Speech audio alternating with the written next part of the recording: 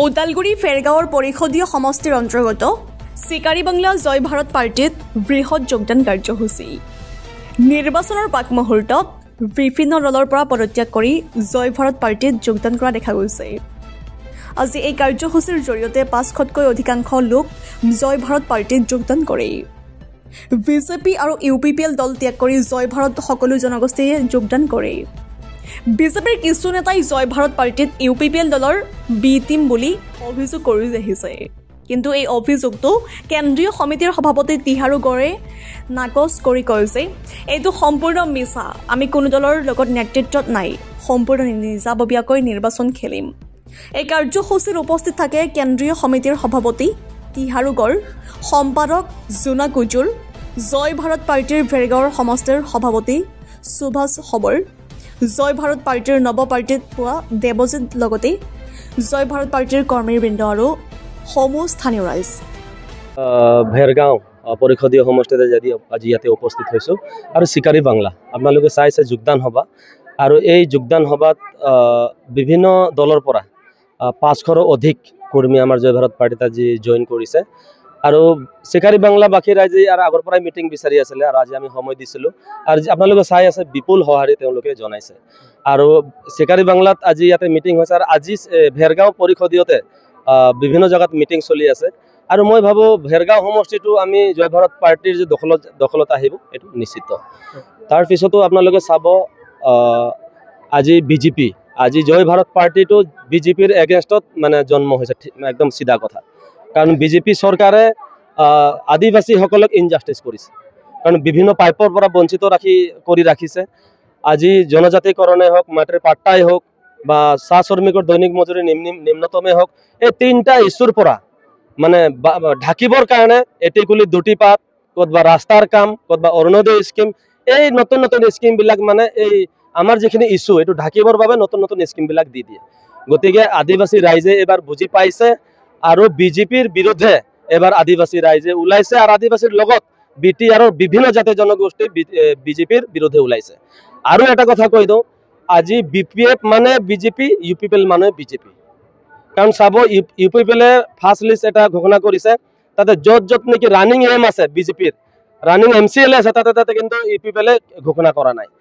BPFৰ ঠিক ফাৰ্ষ্ট লিষ্টত কিন্তু য'ত নেকি বিজেপিৰ EM আছে, GM আছে, সেইবিলাক জেগাত কিন্তু তেওঁলোকে ঘোষণা কৰা নাই।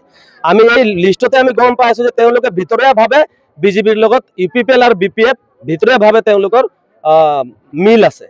গতিকে বিজেপি মানে BPF, UPPL মানে বিজেপি, ফুলনি মানে বাগিচা, বাগিচা মানে ফুলনি, তেওঁলোকৰ মাজত এনেকুৱা হৈ আছে। গতিকে BTR বাসী ৰাইজক মই আহ্বান জনাইছোঁ, আপোনালোকে ওলাই আহক, জয় ভাৰত পাৰ্টি নতুন দল, নতুন প্ৰজন্মক লৈ পেলাই আমি আগবাঢ়ি যাম, আৰু বিজেপিৰ বিৰুদ্ধে আমি এই BTRত আমি চৰকাৰ গঠন কৰিম। এইটো কেতিয়াও নহয়। চাওক, হিমন্ত বিশ্ব শৰ্মা ডাঙৰীয়া এজন মুখ্যমন্ত্ৰী হৈ পেলাই তেওঁ আজি পৰিষদীয় এটা সৰু এটা কাউন্সিল, এই পৰিষদীয় তেওঁ সমষ্টি তেওঁ মানে প্ৰচাৰ কাৰ্য চলাই আছে। ইয়াৰ আগত তৰুণ গগৈ ডাঙৰীয়া আছিলে মুখ্যমন্ত্ৰী, তেওঁ কিন্তু তেনেকুৱা সমষ্টিয়ে তেওঁ কিন্তু প্ৰচাৰ কাৰ্য চলোৱা নাছিলে, তেওঁৰ এটা ষ্টেণ্ডাৰ্ড আছিলে। আজি মুখ্যমন্ত্ৰী হিমন্ত বিশ্ব শৰ্মা মুখ্যমন্ত্ৰী হোৱাৰ পিছত তেওঁৰ মনত যোনটো ভয় সোমাইছে, যোনটো তেওঁ বাইটত কৈছে যে এইবাৰ চৰকাৰ গঠন কৰিব BTR, তেওঁৰ মনত ভয় সোমোৱাৰ কাৰণে তেওঁ মানে সমষ্টিয়ে তেওঁ প্ৰচাৰ কাৰ্য চলাইছে। আপোনালোকে দুদিন পিছত চাই যাব, গাঁৱে গাঁৱে মুখ্যমন্ত্ৰী সোমাব লাগিব। তথাপিও কিন্তু বিজেপি চৰকাৰে এইবাৰ BTR দখল কৰিব নোৱাৰিটো নিশ্চিত।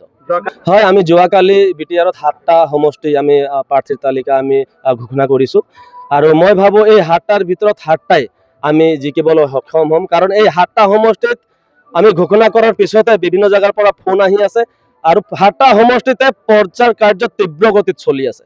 আপোনালোকে এই ভেৰগাঁৱতে চাইছে, ইয়াতে মিটিং হোৱাৰ পিছতো ভেৰগাঁও পৰিষদ আৰু বিভিন্ন জেগাত মিটিং চলি আছে। গতিকে এই 7টা সমষ্টি যে আমি জিকিম নিশ্চিত। এইবাৰ জয় ভাৰত পাৰ্টি চাওক, আমি 7টা ঘোষণা কৰিছোঁ, আৰু ইয়াৰ পিছত আমি চাই আছোঁ ছেকেণ্ড লিষ্ট মানে এতিয়ালৈকে ঘোষণা কৰা নাই অন্য দলে, তেওঁলোকে ঘোষণা কৰাৰ পিছদিনাখনে আমি ভাল সমষ্টি আমি ঘোষণা কৰিম, আৰু তাতে তীব্ৰ মানে প্ৰতিদ্বন্দ্বিতা হ'ব। হয়, এই অভিযোগটো আমিও পাইছোঁ। গাঁৱে ভূঞে আজি বিজেপিয়ে হওক বা UPPL হওক বা BPP হওক, বিশেষকৈ UPPL আৰু BJPয়ে কৈ ফুৰি আছে যে বিজেপিৰ B টিম।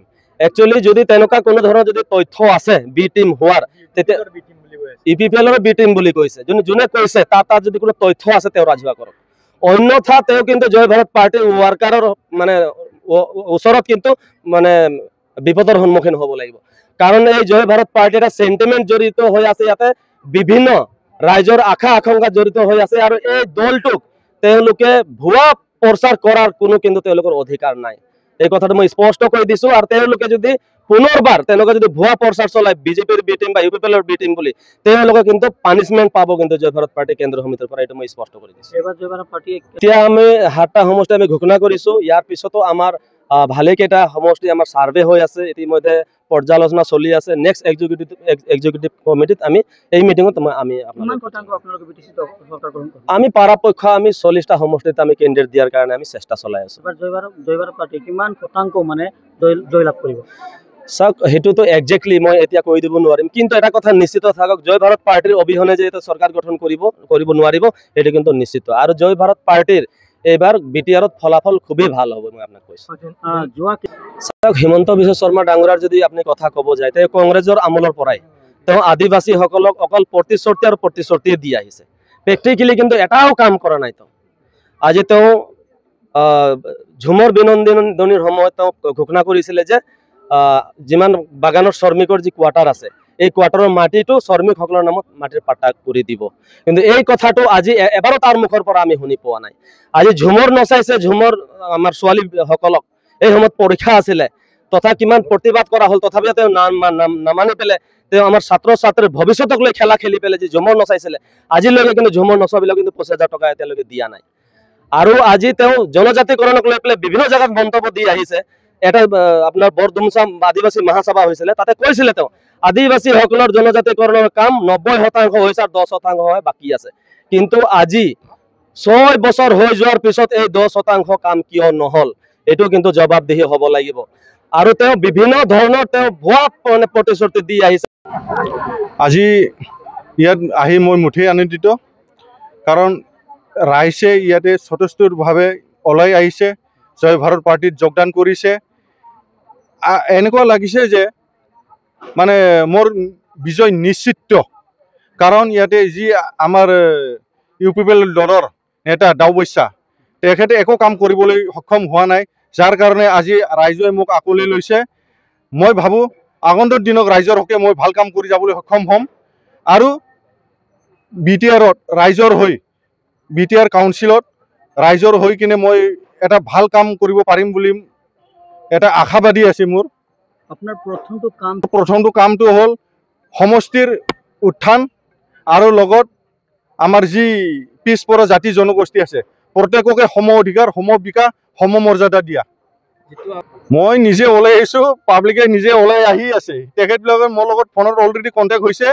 আৰু এই দুদিনৰ ভিতৰত আপোনালোকে চাব, আমাৰ আদিবাসী ৰাইজৰ লগত আমাৰ বড়ো আৰু বেলেগ যি জনগোষ্ঠীবিলাক আছে চবে ওলাই আহিবলৈ মানে আহি আছে। আৰু সেইটো ইলেকশ্যন আহিলে এইটো ভেকু ভাওনা, ললিপপ ক'বলৈ গ'লে।